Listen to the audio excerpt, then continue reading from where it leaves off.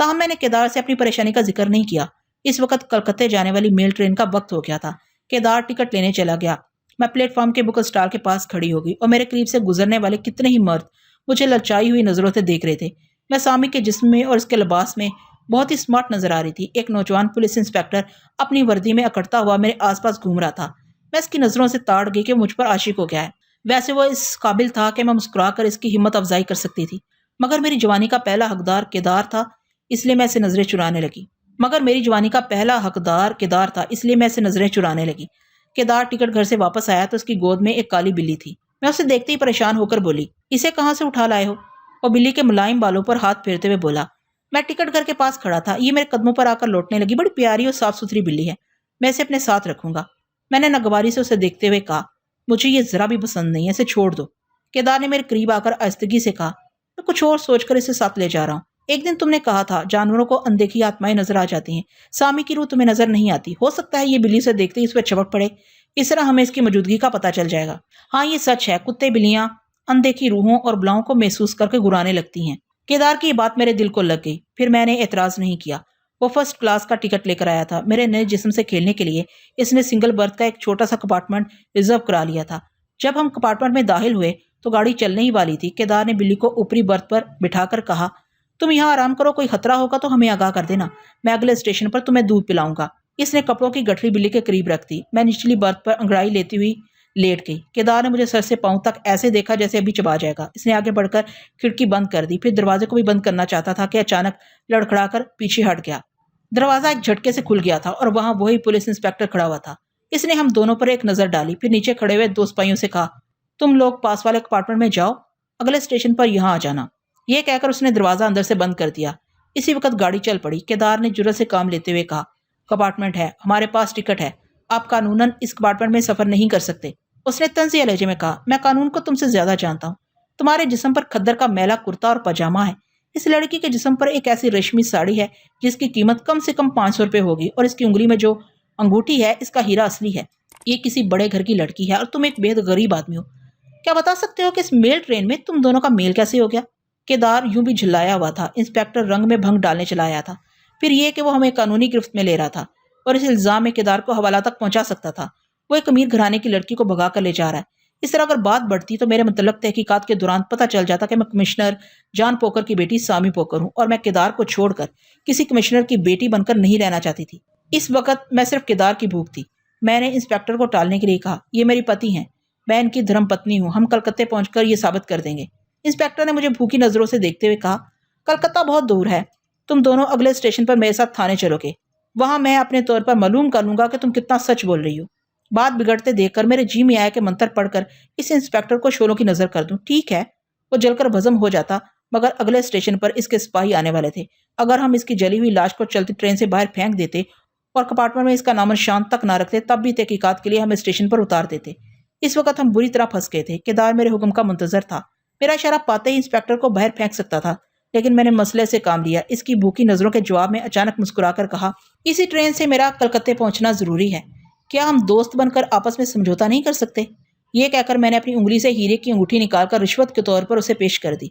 इसने अंगूठी लेकर अपनी जेब में रखते हुए मुझसे कहा, इस अंगूठी के बदले में मैं तुम्हारे साथी को माफ कर दूंगा। अब रह गई तुम, मैं तुम्हें तन्हाई में माफ करना चाहता हूँ। अपने साथी से कहो दरवाजा खोलकर बाहर चला जाए और पायदान पर खड़ा रहे। अगले स्टेशन तक मेरी ड्यूटी है, इसके बाद तुम अपने साथी के साथ ऐश करती हुई कलकत्ते चली जाना। यह नहीं हो सकता, केदार ने गुस्से से चीख कर कहा, मैं बुजदिल नहीं हूं कि अपनी धर्म पत्नी को तुम्हारे पास छोड़कर बाहर पायदान पर चला जाऊं। मैं तुम्हें जान से मार डालूंगा। केदार, मैंने डांट कर कहा, क्या तुम जेल में सड़ना चाहते हो? जरा अकल से काम लो, सिर्फ अगले स्टेशन तक की बात है। इंस्पेक्टर शरीफ आदमी है, ये हमें कलकत्ते जाने की इजाजत दे देंगे। जाओ बाहर चले जाओ। वो थोड़ी देर तक खड़ा बेबसी से मुठ्ठियां भींचता रहा। मेरे जिस्म को ऐसे देखता रहा जैसे इसके आगे खाना रखकर इसे छीना जा रहा हो। मुझे इस पर बड़ा तरस आया, मगर मैं क्या करती, मजबूरी थी। वो दरवाजा खोलकर बाहर जाने लगा। बाहर की तेज हवाएं अंदर आ रही थी। ट्रेन पूरी रफ्तार से रात के अंधेरे को चीरती हुई जा रही थी। इंस्पेक्टर ने दरवाजे को अंदर से बंद करते हुए पूछा, आप बताओ तुम कौन हो? इस गवार के हत्थे कैसे चढ़ गई हो? ये ना पूछो इंस्पेक्टर साहब, तुम मेरी रिश्वत लेकर हमारा पीछा छोड़ दो। मर्द को अपनी बात का धनी होना चाहिए। यह कहकर मैंने एक तोबा शिकन अंगड़ाई ली। वो सब कुछ भूल गया। सहरजदा सा होकर मेरे करीब आया और मेरे चेहरे को दोनों हाथों से छू कर कहने लगा, तुम बहुत सुंदर, अतिक सुंदर हो। तुम्हारे आगे वो अंगूठी का असल हीरा भी कांच का एक टुकड़ा है। तुम्हारा चेहरा फूल से ज्यादा कोमल है और होंठ गुलाब की पंखड़ियां हैं। इतना कहकर वो मुझ पर झुकने लगा। इसी वक्त ऊपरी बर्थ से गुर्राहट सुनाई दी। फिर दूसरे ही लम्हा इंस्पेक्टर बुखलाहट में चीखता हुआ पीछे हट गया। काली बिल्ली इसकी गर्दन पर पंजा मारती हुई टॉयलेट के दरवाजे की तरफ चली गई थी। दूसरी बार इसने फिर छलांग लगाई और इसके चेहरे पर हराशें डालती हुई निचली बर्थ पर जाकर बैठ गई। इंस्पेक्टर बुखलाया, फिर झिल्लाया, उसे पकड़ने के लिए दौड़ा। वो उछलकर बर्थ के दूसरी तरफ चली गई। इंस्पेक्टर ने गालियां देते हुए इस पर छलांग लगाई। वो कूद कर नीचे आ गई। जब वो नीचे आया तो बिल्ली उछलकर ऊपरी बर्थ पर पहुंच गई। फिर इंस्पेक्टर के पलटने से पहले ही दोबारा छलांग लगाकर इस पर आई और इसके चेहरे पर पंजे के निशान छोड़ती हुई दूसरी तरफ निकल गई। खट खटा खट खटा खट भागती हुई ट्रेन ताली दे रही थी या जैसे बेसुरा तबले जंग बजा रही थी। इस छोटे से कंपार्टमेंट में एक अजीबोगरीब जंग जारी थी। मैं हैरान सी कोने में खड़ी हुई एक इंसान और एक बिल्ली की लड़ाई देख रही थी। इतना तो समझ ही गई थी कि वो सामी है और बिल्ली के रूप में वहां तक चली आई है। फिर इंस्पेक्टर ने उसे पकड़ लिया और गुस्से से पागल होकर इसका गला दबाने लगा। जरा सी देर में बिल्ली का जिस्म बेजान हो गया और इसने हकारा से उसे उठाकर एक तरफ फेंकते हुए मुझसे कहा, तुमने कैसी जंगली बिल्ली पाल रखी थी? तुम क्या समझती हो कि इससे डर कर मैं तुम्हारा ख्याल छोड़ देता? मैं अभी तुमसे समझता हूँ, पहले इसे बाहर फेंक दूं। यह कहकर वो दरवाजा खोलने लगा। इसके चेहरे पर जाबजा खराशें पड़ गई थी और इनसे खून रिस रहा था। इसने जैसे ही दरवाजा खोला, बिल्ली ने अचानक ही जिंदा होकर गुर्राते हुए इस पर छलांग लगा दी। वो खुले हुए दरवाजे पर खड़ा था। इस अचानक हमले से लड़खड़ा गया। पायदान पर खड़े होकर केदार ने उसे संभलने का मौका नहीं दिया। इसे पकड़कर बाहर की तरफ खींच लिया। फिर दूर तक इंस्पेक्टर की चीख सुनाई देती रही। ट्रेन भागती रही। केदार एक हाथ से हैंडल पकड़े लटका हुआ था। वो उछलकर अंदर आ गया। खट खटा खट खटा खट दरवाजा बंद हो गया। बिली बर्थ के नीचे बैठी हुई मुझे घूर कर देख रही थी। मैंने घबराकर केदार से कहा, यह सामी है, इसे पकड़कर बाहर फेंको। वो बर्थ के नीचे से बाहर आ गई। केदार उसे पकड़ने गया तो वो उछलकर ऊपरी बर्थ पर पहुंच गई। मैंने सोचा कि फिर वही जंग शुरू हो जाएगी। ट्रेन का अगला स्टॉप करीब आ रहा था। वहां हमारे पकड़े जाने का खदशा था, बल्कि यकीन था। जब तक इंस्पेक्टर की तलाश जारी रहती वो हमें हिरासत में रखते। मैंने कहा, केदार इसे छोड़ो, जंजीर खींचो, हम जंगल के रास्ते दूसरी तरफ निकल जाएंगे। ये हरामजादी अव्वल तो हाथ नहीं आएगी, हाथ आएगी तो मुर्दा बन जाएगी। हम इससे बाद में निपट लेंगे, पहले थाने और जेल से बचने की कोशिश करें। केदार ने जंजीर खींच दी। ट्रेन रुकते रुकते भी आध मील तक घिसटती चली गई। मैंने बाहर निकलने के लिए दरवाजा खोला तो मुझसे पहले ही सामी छलांग लगाकर बाहर चली गई। ये तो हम समझ ही गए थे कि वो आसानी से हमारा पीछा नहीं छोड़ेगी। हमें इस वक्त कानून से बचना था, इसलिए हम ट्रेन से उतरते ही जंगल के अंदर भागते चले गए। हम कहाँ जा रहे थे ये हम नहीं जानते थे। एक खौफ था जो हमें भगा रहा था। हम जादू मंत्र के जरिए पुलिस और कानून से खुद को नहीं बचा सकते थे। ज्यादा से ज्यादा नजरबंदी की रेखा खींच कर बैठ जाते। ऐसे में कोई हमें नहीं देख सकता था। लेकिन हम कब तक इस जंगल में पुलिस की नजरों से छुपे रहते? इस वक्त इस इलाके से जितनी दूर निकल जाते उतना ही बेहतर होता। इसलिए हम कभी भाग रहे थे, कभी तेज से चलते हुए सांसें दुरुस्त कर रहे थे। भागने, रुकने और हाँपने के दौरान जब भी हमने पलट कर देखा तो इस जंगल के अंधेरे में स्याह बिल्ली की दो चमकती हुई आंखें पीछा करती हुई नजर आईं। वो साए की तरह हमारे साथ लगी हुई थी और हम इसका कुछ भी नहीं बिगाड़ सकते थे। फिर न जाने हम कितनी दूर निकल आए। आसमान पर सुबह की सफेदी छलक रही थी। कुछ दूर जाने के बाद एक छोटी सी बस्ती नजर आई। हम ठहर गए। बस्ती से दूर खड़े हाँपते रहे। फिर मैंने केदार से कहा कि हमें बस्ती में नहीं जाना चाहिए। अगर पुलिस हमें तलाश करती हुई यहाँ तक आ गई तो बस्ती वाले कानून का साथ देंगे, लिहाजा हमें किसी की नजरों में नहीं आना चाहिए। इस आबादी से कतरा कर निकल जाना चाहिए। ये फैसला करके हम एक लंबा चक्कर काटते हुए इस बस्ती से दूर निकल गए। केदार ने कहा, मुझे भूख लग रही है, तुम भी थक गई होगी, हम कुछ खा पीकर थोड़ी देर आराम करेंगे। केदार एक लंगड़े आदमी का भेष बदलकर बस्ती की तरफ चला गया। मैं रक्षा कंडल बनाकर बैठ गई। बैठने के थोड़ी देर बाद नींद से मेरी आंखें बंद होने लगी। रात भर की जागी हुई थी, मुझसे बैठा ना गया, वहीं घास पर सो गई। तकरीबन 2 घंटे के बाद केदार सूखी रोटियां और आम का अचार लेकर आया। मुझे सोते देखकर इसने 2 रोटियां खाई, पानी पिया और बाकी मेरे लिए रखकर सो गया। दोपहर को मेरी आंख खुली तो मैंने देखा एक पुलिस इंस्पेक्टर और 4 सिपाही बस्ती के कुछ लोगों के साथ हमें तलाश कर रहे थे। मैं इन्हें देख रही थी मगर वो रक्षा कंडल के अंदर मुझे नहीं देख सकते थे। इंस्पेक्टर ने एक आदमी से कहा, तुम तो कहते थे कि वो लंगड़ा भीख मांग कर इसी तरफ आया है, मगर यहाँ तो दूर दूर तक कोई नजर नहीं आ रहा है। हजूर, आदमी ने जवाब दिया, मैंने जो देखा वही आपसे कह दिया, पता नहीं वो कहाँ चला गया है। वो बातें करते हुए दूर निकल गए। मैं इत्मीनान से रोटियां खाने लगी। जब दोपहर ढल गई और दरख्त के साए फैलने लगे तो मैंने केदार को जगाया और उसे बताया कि पुलिस हमें तलाश करती हुई इस तरफ गई है, हमें दूसरी तरफ जाना चाहिए। केदार ने खड़े होकर दूर दूर तक देखा, कोई नजर नहीं आ रहा था। हम रक्षा कंडल से बाहर आ गए। इसी वक्त सामी म्याऊं कहती हुई एक तरह से कूदकर हमसे जरा दूर आकर खड़ी हो गई और मुझे यूं घुराकर देखने लगी जैसे कह रही हो कि कहाँ बचकर जाओगी, मैं पाताल तक तुम्हारा पीछा करूंगी। मैंने चिल्लाकर कहा, केदार इसे पकड़ लो, यहाँ से दूर ऐसी जगह ले जाकर मारो कि फिर से जिंदा होने के लिए दोबारा किसी जानवर या औरत का जिस्म ना मिले। केदार उसे पकड़ने के लिए दौड़ा तो वो भागने लगी। इस जंगल में अच्छी खासी दौड़ शुरू हो गई। केदार इसके पीछे भाग रहा था और मैं केदार के पीछे भाग रही थी। 1 घंटे के बाद वो परेशान होकर बोला, फिजूल है, मैं इसे पकड़ूंगी तो ये मुर्दा बन जाएगी। मैंने सामी को गालियां देते हुए कहा, मुर्दा बन जाए तो इसे जमीन खोद कर गाड़ देना, फिर मैं देखूंगी कि वो दूसरा जिस्म कहाँ से पाती है। इस जंगल में तो जानवर भी नजर नहीं आते हैं। मेरी बात खत्म होते ही एक हरनी नजर आ गई। वो बहुत दूर दरख्तों के झुंड से चौकड़ियां भरती आ रही थी। इसके बाद घोड़ों के हिनहाने और टापे मारने की आवाजें आने लगी। हरनी दूर निकल गई थी और इसके पीछे जाने वाले घुड़सवार हमें देखकर रुक गए थे। वो तादाद में 11 थे। इनमें 10 सिपाही थे, लेकिन इनके जिस्मों पर भारतीय सिपाहियों की वर्दियां नहीं थी। मैं उन्हें देखते ही समझ गई कि वो किसी स्टेट के सिपाही हैं। इनके आगे एक सफेद घोड़े पर एक उदेड़ उम्र का आदमी गर्दन अकड़ाए, सीना फुलाए, अपनी इनफरादी शान और शौकत का इजहार कर रहा था और मूंछों पर ताव देते हुए अपनी निगाहों से मेरे जिस्म को टटोल रहा था। एक सिपाही ने हवाई फायर करते हुए बुलंद आवाज में कहा, तुम दोनों अमनारा के महाराज अधिराज राजपत राय के चरणों में हो, अपने सरों को झुका लो। हमने सर झुकाकर प्रणाम के लिए हाथ जोड़ दिए। मैंने झुकी हुई नजरों से देखा, राजपत राय ने अपनी राइफल एक सिपाही की तरफ उछाल दी थी। सिपाही ने उसे हाथ से रोक लिया था। फिर राजपत राय अपने घोड़े को एड़ लगाकर केदार की तरफ बढ़ा। अंदाज ऐसा ही था जैसे उसे रोंदते हुए गुजर जाएगा। केदार छलांग लगाकर जमीन पर लुढ़कता हुआ दूसरी तरफ चला गया। राजपत राय ने आगे जाकर घोड़े को फिर इसकी जानब मोड़ लिया। घोड़ा सरपट दौड़ाता हुआ आया। केदार जमीन से उठकर भागता हुआ दूर चला गया। तमाम सिपाहियों ने अपने घोड़ों से एक दायरा बनाकर उसे घेरे में ले लिया। राजा बहादुर का मकसद यही था कि केदार मुझसे दूर हो जाए। मैं तन्हा खड़ी रह गई। बिल्ली मुझसे जरा दूर एक पत्थर पर बैठी हुई थी। राजपत राय घोड़े को दुल्की चाल चलाता हुआ मेरे सामने आ गया। उसने अब तक एक लफ्ज भी जुबान से नहीं निकाला था। शायद कमतर लोगों से बोलना अपनी तौहीन समझता था। वो चंद लम्हों तक मेरे बदन को हीरे की तरह परखता रहा। फिर इसका घोड़ा मेरे चारों तरफ घूमने लगा। मेरे पीछे जाकर राजपत राय ने मेरी साड़ी के आंचल को पकड़ लिया और इसे हाथ में लेकर मेरे जिस्म का तवाफ करने लगा। पहले निसफ चक्कर पर मेरे सीने से साड़ी हट गई। मैंने सीने को छुपाने के लिए अपने हाथों की कैंची बनाई तो उसने अपना हाथ झटक कर इशारे से घूरते हुए कहा कि मैं अपना हाथ हटा लूं। मैंने हुक्म की तामील की। ना करती तो वो मुझे भी घोड़े से रोंदते हुए गुजर जाता। फिर वो घोड़े पर मेरे इतराफ चक्कर काटने लगा। हर चक्कर पर साड़ी का एक घेर खुलता जा रहा था। महाभारत की तारीख दोहराई जा रही थी। कौरों के हाथों से द्रौपदी की साड़ी के पेच खुल रहे थे और ये सब कुछ मुझे अच्छा लग रहा था। अगर मैं अपने बूढ़े जिस्म में होती तो राजपत राय मुझ पर थूक कर गुजर जाता, मगर अब वो एक परवाने की तरह मेरे जवान जिस्म का तवाफ कर रहा था।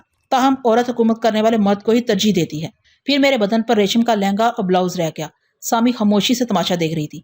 राजपत राय ने अपने हाथ आई हुई साड़ी को एक तरफ फेंकते हुए सिपाहियों की तरफ देखकर कहा, राजपत राय शिकारगाह से कभी हाली हाथ नहीं जाता। इस हरनी को हमारे राजमहल में पहुंचा दो। ये कहकर उसने वहां से जाने के लिए घोड़े की बाग मोड़ दी। मैंने जल्दी से हाथ जोड़कर कहा, महाराज मेरी एक प्रार्थना है। उसने पलटकर मेरी तरफ देखा। मैंने कहा, मेरे साथी को मेरे साथ रहने की इजाजत दीजिए। उसने घूर कर केदार की जानब देखा, फिर पूछा, ये तेरा कौन है? मैं राजा बहादुर के सामने केदार को अपना यार नहीं बना सकती थी। उसे अपने साथ रखने के लिए मैंने कह दिया कि वो मेरा भाई है। मेरा वो झूठ काम आ गया। राजपत राय ने हुक्म दिया कि केदार को भी मेरे साथ महल में भेज दिया जाए। फिर वो घोड़े को एड़ लगाकर दौड़ाता हुआ हमारी नजरों से दूर होता चला गया। हम दोनों सिपाहियों के दरमियान पैदल चलने लगे। सामी भी हमारे पीछे आ रही थी। केदार ने पलटकर उसे देखा, फिर मुतमईन होकर धीरे से बोला, हाँ, मुझे यकीन है कि राजा साहब तुम्हारे जिस्म से नहीं खेल सकेंगे। मैं समझ गई कि वो सामी के भरोसे पर यह बात कह रहा है। मुझे बहुत गुस्सा आया। वो कम वक्त मेरे पीछे पड़ गई थी। मैंने अपने गुस्से का इजहार नहीं किया। मैं केदार पर यह जाहिर नहीं करना चाहती थी कि एक राजा की सेज तक पहुंचने के लिए मैं खुद ही बेचैन हूं। राजपत राय की तरह कोई राजा हो या केदार की तरह कोई भिखारी, मेरे लिए कोई फर्क नहीं पड़ता था। मैं सिर्फ अपने अंदर की आग को जरा सर्द करना चाहती थी। यह जिस्म मैंने महज नुमाइश के लिए हासिल नहीं किया था। इस जिस्म के कुछ मचलते हुए तकाजे भी थे और वह हरामजादी सामी उन तकाजों को नहीं समझ रही थी। केदार ने कहा, मैं अब तक सामी को दुश्मन समझ रहा था। यह ठीक है कि वो मुझे भी तुम्हारे करीब नहीं आने देती, मगर इस वक्त वो मेरे साथ भलाई कर रही है। यहां से बचकर निकलने के बाद हम सोचेंगे कि इसे कैसे पीछा छुड़ाया जाए। ओह, मैंने कहा, तुम हमेशा गधे के दिमाग से सोचते हो। क्या तुम समझते हो कि सामी राजा साहब को मेरे करीब आने से रोकेगी? इन्हें जख्मी करेगी या परेशान करेगी तो वो हमें आसानी से छोड़ देंगे? क्या वो अपनी नाकामी का सारा गुस्सा हम पर नहीं उतारेंगे? तुम अपनी जिंदगी की खैर मनाओ। वो गुस्से की हालत में हमें मार डालने का हुक्म दे सकते हैं। ऐसे मौका पर मैं तो ये जिस्म छोड़कर निकल जाऊंगी, मगर तुम अपनी जान कैसे बचाओगे? केदार अपनी खोपड़ी सहलाने लगा। बात उसकी समझ में आ गई थी। तब मैंने अपने मतलब की बात समझाई कि हमारी भलाई इसी में है कि मैं राजा साहब को उनकी तवक्का से ज्यादा खुश कर दूं ताकि वो हमें इनाम देकर रुखसत कर दें। लेकिन ये इसी वक्त हो सकता है जबकि सामी हमारे दरमियान ना आए। मैंने सोच लिया कि राजमहल पहुंचते ही इसे ठिकाने लगाने की कोशिश करूंगी। इस दुनिया में 70 बरस गुजारने के बाद मैंने पहली बार एक राजा के महल को अंदर से देखा। ये सामी के जिस्म का एहसान है कि मैं इतने ऊंचे मुकाम पर पहुंच गई थी और हैरानी से इस महल की सजावट को देख रही थी। हैरत और मसरत के दौरान मैंने काली बिल्ली पर तवज्जो नहीं दी कि वो महल में दाल होने के बाद कहाँ चली गई। केदार भी मुझसे अलग कर दिया गया था। मगर इस वक्त मैं किसी के मुतल्लिक नहीं सोच रही थी, अपने आप में मगन थी। खुद को इस महल की महारानी समझ रही थी। महल की 4 दासियों ने मुझे हौस के साफ शफाफ पानी में स्नान कराया, रेशम का ऐसा बारीक लिबास पहनाया जिसमें बदन छुप छुप कर इशारे करता था। फिर मुझे बड़े से आईने के सामने बिठाकर मेरे बाल संवारे, 16 सिगार से मेरे हुस्न शबाब को शराब दो आतशा बना दिया और मुझे खुशबुओं में बसाकर राजपत राय की ख्वाबगाह में छोड़ दिया गया। राजा साहब अभी नहीं आए थे। 2 दासियां इसी कमरे में मेरे लिए खाने की थाल परोस रही थी। उसी वक्त एक दासी ने आकर खबर दी कि रानी जी पधार रही हैं। मैं घबराकर दरवाजे की तरफ देखने लगी। वक्ती तौर पर ही सही, मैं रानी जी के राजा को यहाँ छीनने के लिए आई थी। रानी हो या नौकरानी, कोई औरत ये नहीं चाहती कि कोई दूसरी आकर उसके पति को छीन ले। रानी जी भी गुस्से में तनतनाती हुई आई थी, लेकिन मुझ पर नजर पड़ते ही ऐसे ठुटक गईं जैसे अपनी सोच से ज्यादा सुंदरता देकर हैरान रह गई हूँ। फिर इन्हें ख्याल आया कि वो मेरे सामने एकदम फीकी पड़ गई हैं और इनके साथ आने वाली दासियां भी मुझे ही देख रही थी। वो गालियां देती हुई मेरे करीब आईं और हर गाली के साथ एक एक सवाल करती गईं कि मैं कौन हूँ, कहाँ से आई हूँ और राजा साहब के हत्थे कैसे चढ़ गई हूँ।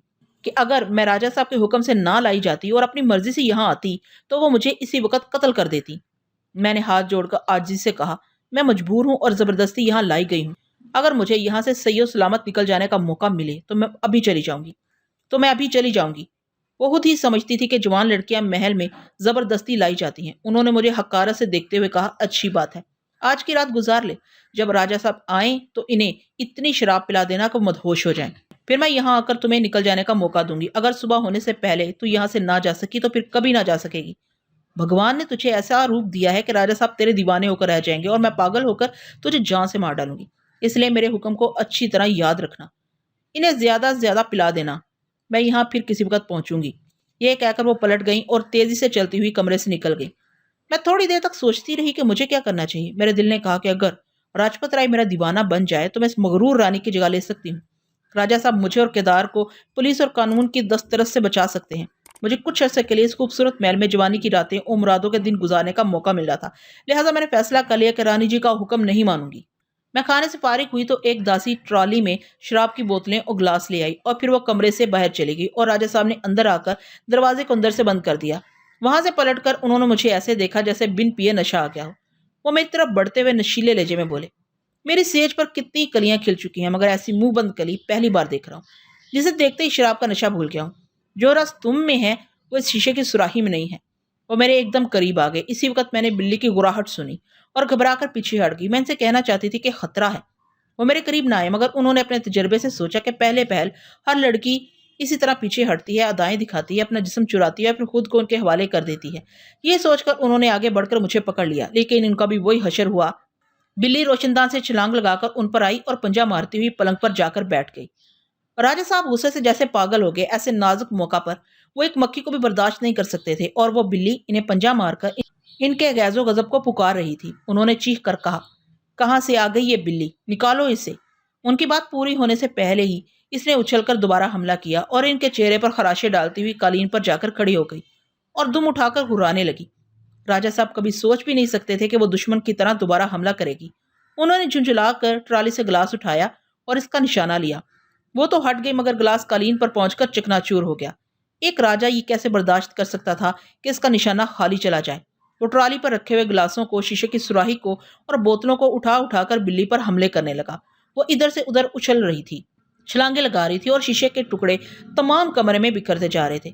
ये शोर सुनकर बाहर खड़े हुए सिपाही दरवाजे पर दस्तक दे रहे थे।